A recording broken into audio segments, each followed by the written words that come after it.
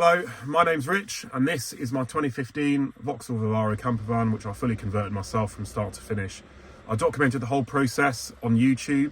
It took me about 3 months from start to finish, and then I was left with this amazing van which I've been using with my partner for the last sort of year and a bit, and it's been absolutely amazing. But today I'm going to address one of the biggest issues that I've had with the van, which is the roof. Now, the problem with the roof is it's made out of 18mm thick ply. It's very, very heavy. It was an absolute pain to install, and the slats that are on it, although they're all screwed down, do make a bit of noise when I'm driving. So today I'm going to address this issue. I'm going to rip this roof out and I'm going to install a new one, which is what I should have done from the start. But we all make mistakes when we do things like this. You know, I've never converted a van before, so time now to rectify it after living with a van for a bit. And you're going to join me with a process of how to make a lighter, better looking roof.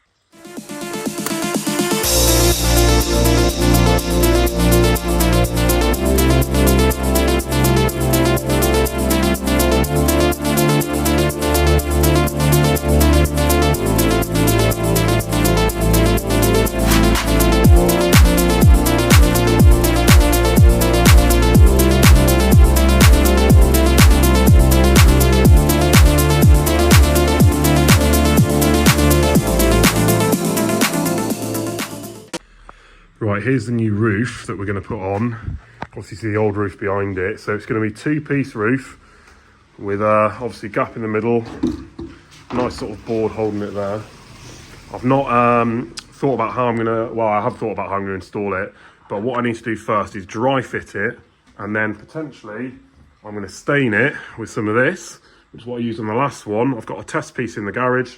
And then I'm going to use the good old router, and I'm going to cut a really cool contour pattern of like mountains and all sorts on it, which will look really, really gangster, and it'll look nice. So first things first, I'm just going to do a test varnish, and then I can see what it's going to look like. Then it's dry fit time.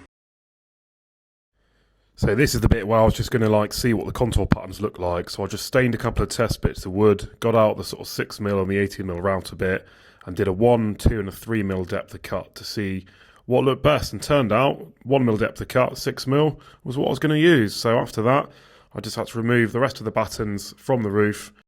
So now all I had to do was sort of chop down the sides by about 6cm, just to give me that bit more space to get it up snug to the roof. And then it was straight onto the dry fit. I then had to climb on the roof, cut out the hole for the vent, and then as soon as that was done, it was simple enough of just drilling it and cutting it out, and then dry fitting it again. I had to change the sort of pattern of the lights here, so I had 4 on one panel and 1 on the other, just to make it a bit easier for me in terms of running the electrics. So there's a bit more over the sort of bed area, and then I stained the wood, which took actually ages to do, and it's done in a nice little time lapse there. Get the sort of holes for the lights cut out, and then next step. Right, the next hardest part of this job is to sort the electrics out, because I've removed all the previous electrics. I was thinking of, you know, like kind of stapling it to the back of this, feeding it through and then fitting the roof. But what I think I'm going to do is fit the first panel, and I'm going to run cable through here, through there, and just have a loose bit, because it's all got to be connected anyway. And then I can do the sort of the back bit as well and run the 4 cables through there. So I'm just going to fight with that now, but it's also going to be the actual fit of the roof. So just sit back, relax and watch me sort of do the electrics, fit the roof. And then I'll update you when it's time to do the LEDs. So I had to do the contours in my basement because it was raining so much. I didn't want to make any noise on like a Sunday. So I had a plan that I was following. I just cut it out nice and simple. And then after I'd done that, the roof was pretty much good to go. And then to fully fit it into the van. So I just used the supports again, did one last dry fit and sort of fit the one sort of roof panel before moving on to the next roofing panel, and then getting that in as well, adding the middle strip, and then basically just making sure that it was all good before I started connecting the lights up and go from there. But as you can see, just a lot of making sure I found the right sort of areas to screw into. As soon as I'd done that, it was not going anywhere the roof. It was so light as well, and I was really happy with how it turned out. Right, so that's the roof with the electric sort of done. Here's the sort of junction between the two. It's looking pretty good. I've got to poke some of this insulation back in, obviously, and there's going to be like a strip here anyway but it marries up pretty well. Obviously the router didn't like hit this perfectly on the table that I had it on, but it doesn't matter because it's covered anyway. So all I need to do now is fix it to the with a little middle strip, and then I'm good to sort of test the lights and finish it up.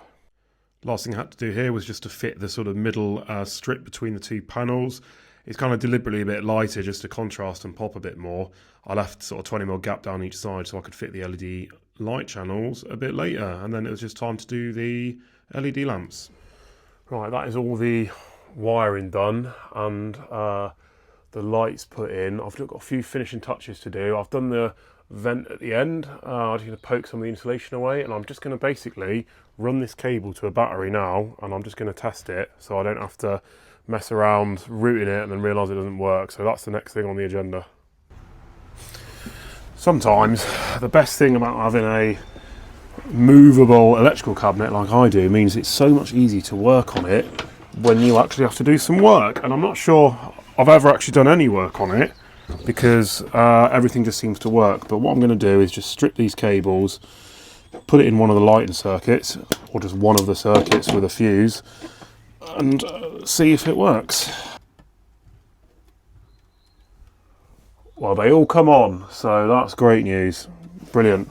You probably see it on the video. I don't know what I'm leeching off here. It might be the other light circuit. There we go, look. Perfect. Right, well I know that works. Time now to put the LEDs in. There's it with the lights in. Looking pretty good. Yeah, just a little bit of touching up to do. I've got to obviously sort the absolute mess out that's in here, all the electricals. This is like the most jerry-rigged thing ever just to keep the lights on while I'm there. But yeah, it's looking pretty good. It's pretty secure. No issues. I'm just going to fit the LED light panels now. 2 days work. Time for the big reveal.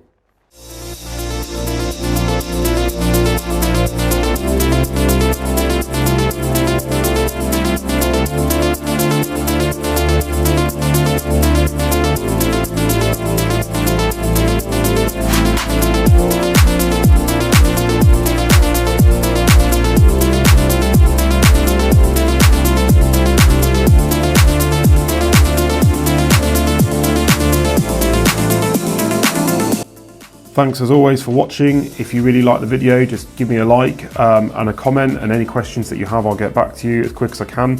I'm off on a European road trip again next week and another one in the summer, so I'm going to do a maintenance video next week as the tie rods need replacing and a few other little bits. As always, thanks for watching, and I'll see you next time.